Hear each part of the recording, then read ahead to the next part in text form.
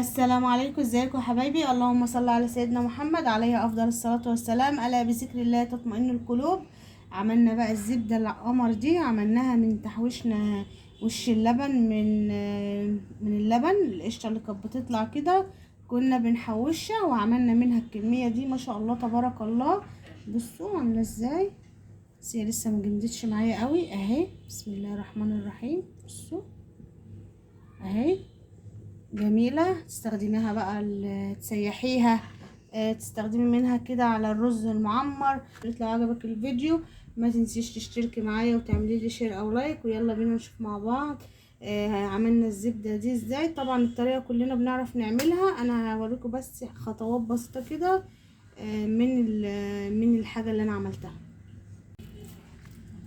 هنا معايا حلة كده، انا كل ما بنزل مثلا اجيب كيلو لبن، استخدم نص النهاردة وعين نص.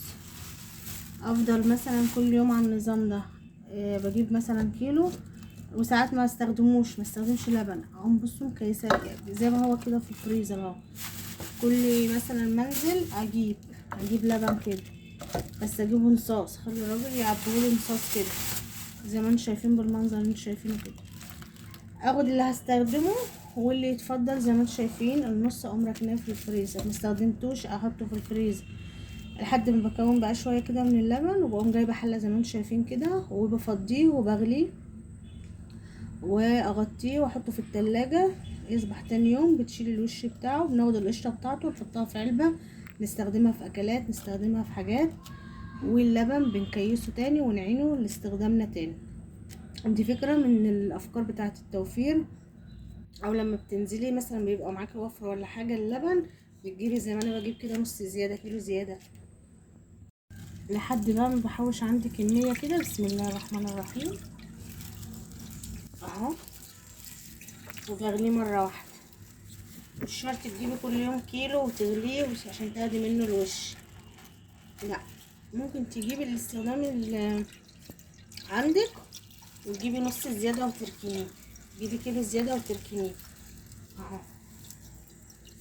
زي ما انا مجمداه كده اهو، مجمد ازاي معايا اهو. بغلي بقى كل ده وبسيبه يبرد واحطه في التلاجة لتاني يوم. بنشيل الوش بتاعه وبتكيسيه برضو عادي وتحطيه في الفريزر. تعملي صينية مكرونة يبقى عندك كيس، تعملي صينية طاجن مع رز معمر، صينية رز معمر.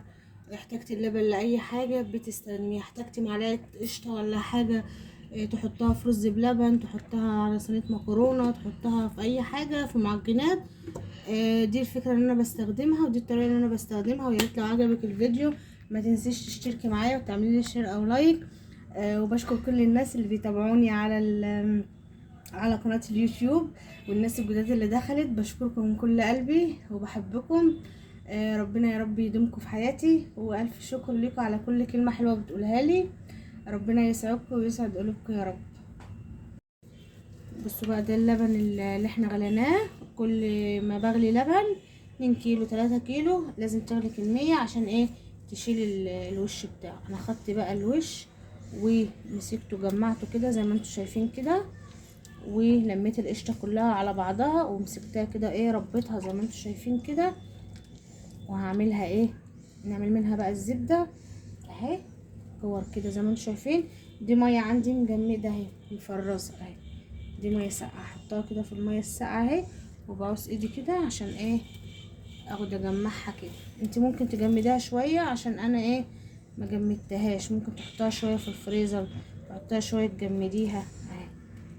ايدك كده عليها كده اهي اهي،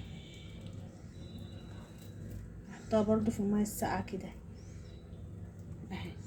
هكمل بقى الكميه كده ونشوفها خلصتها ونوزنها على الميزان ونشوف عملنا زبده من القشطه، حوشناها طلعت لنا قد ايه زبده.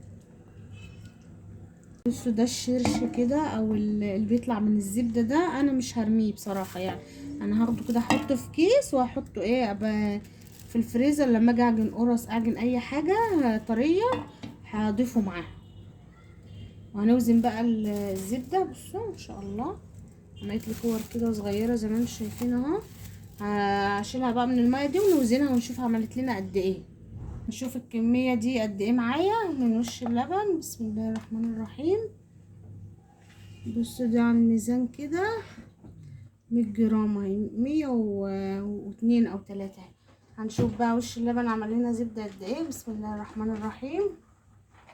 بسم الله.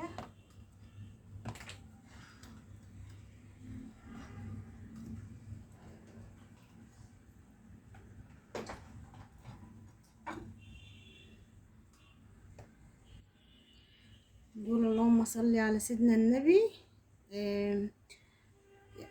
900 جرام الا 5، يعني قول 900 جرام. هنشيل ال 100 جرام هيبقوا 800 جرام، يعني ده ازيد من الكيلو الا ربع اهو. من وش اللبن اللي كنا بنحوشه كده، بنحطه في علبة وتدخليه الفريزر، وما يبقى كمية بنجمعه. ومسكته بقى طلعته وعملته وضربته في الكبة، طلعت الزبدة دي.